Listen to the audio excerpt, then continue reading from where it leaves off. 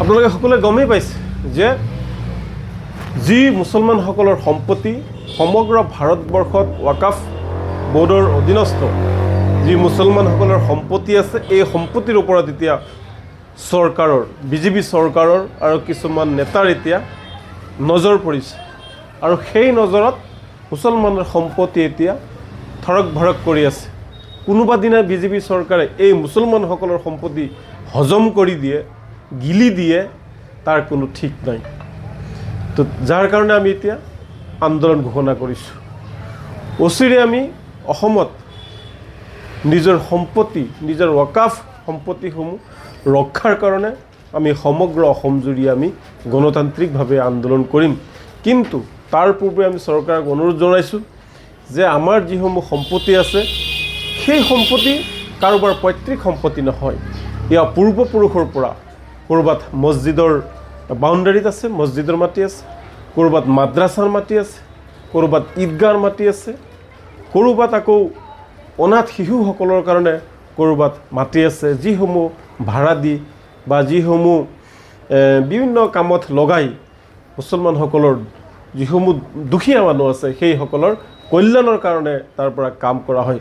সেই বিজেপি চৰকাৰৰ নেতৃবৰ্গ, আপোনালোকৰ কিয় চকু পৰিছে এই সম্পত্তিৰ ওপৰত?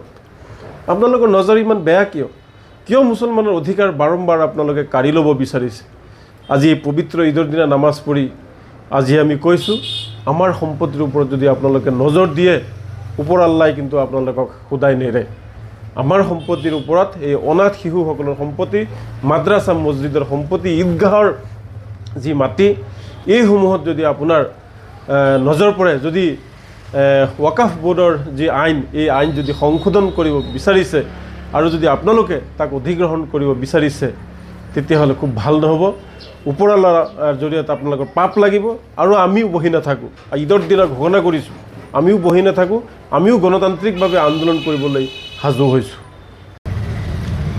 আপোনালোকে সকলোৱে গমেই পাইছে যে যি মুছলমানসকলৰ সম্পত্তি সমগ্ৰ ভাৰতবৰ্ষত ৱাকাফ বোৰ্ডৰ অধীনস্থ যি মুছলমানসকলৰ সম্পত্তি আছে, এই সম্পত্তিৰ ওপৰত এতিয়া চৰকাৰৰ বিজেপি চৰকাৰৰ আৰু কিছুমান নেতাৰ এতিয়া নজৰ পৰিছে আৰু সেই নজৰত মুছলমানৰ সম্পত্তি এতিয়া থৰক ভৰক কৰি আছে।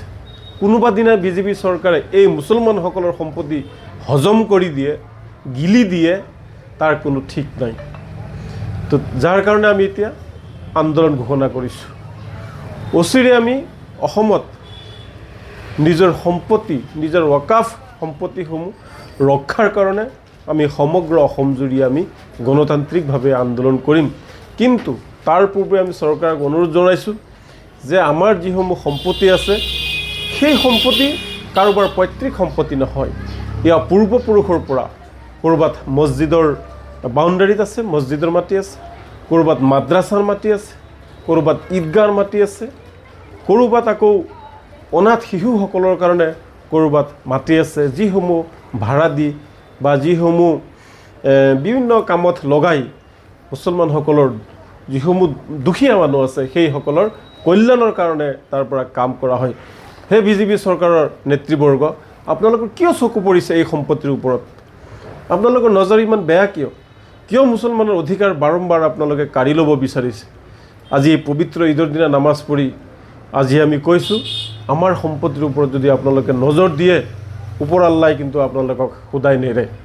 আমাৰ সম্পত্তিৰ ওপৰত এই অনাথ শিশুসকলৰ সম্পত্তি, মাদ্ৰাছা মছজিদৰ সম্পত্তি, ঈদগাহৰ যি মাটি, এইসমূহত যদি আপোনাৰ নজৰ পৰে, যদি ৱাকাফ বোৰ্ডৰ যি আইন, এই আইন যদি সংশোধন কৰিব বিচাৰিছে আৰু যদি আপোনালোকে তাক অধিগ্ৰহণ কৰিব বিচাৰিছে, তেতিয়াহ'লে খুব ভাল নহ'ব। ওপৰৱালাৰ জৰিয়তে আপোনালোকৰ পাপ লাগিব আৰু আমিও বহি নাথাকোঁ। ঈদৰ দিনা ঘোষণা কৰিছোঁ, আমিও বহি নাথাকোঁ, আমিও গণতান্ত্ৰিকভাৱে আন্দোলন কৰিবলৈ সাজু হৈছোঁ।